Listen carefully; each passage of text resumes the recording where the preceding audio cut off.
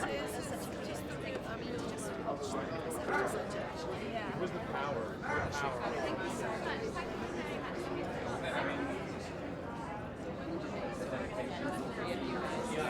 You guys.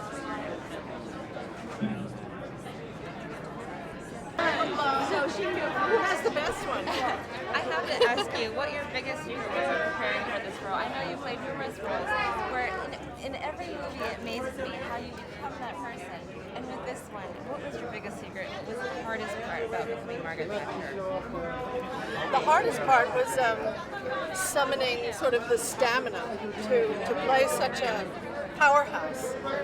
She stood up in the House of Parliament and could speak to rival the greatest Shakespearean actor because she had reserves of not only conviction but breath, just the simple breath. I went to drama school and I had a hard time replicating the speeches that she made, and the length of the sentences and the convolution of the thoughts that always wound its way back to its point at the very end.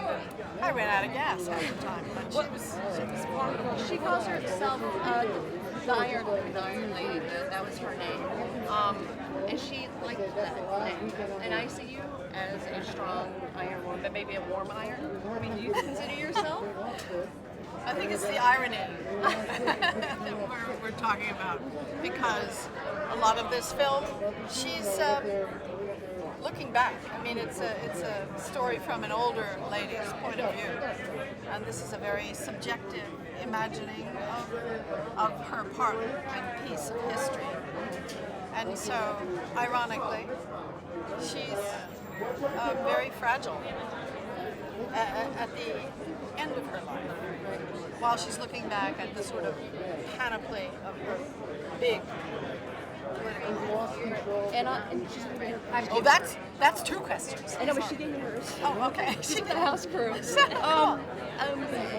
I don't agree with her politics, and I understand that you did not either, but after seeing this, I really do admire her for what she went through and how she was so strong. What are your thoughts on her after you saw everything that she had to go through to get to where she was?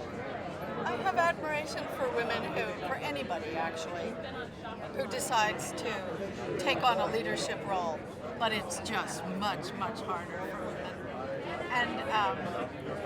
And that challenge, and the people that are willing to step up to it and willing to take the very special venom reserved for our political leaders, I admire the desire to live out your convictions. Thank you. Thank you. Take care.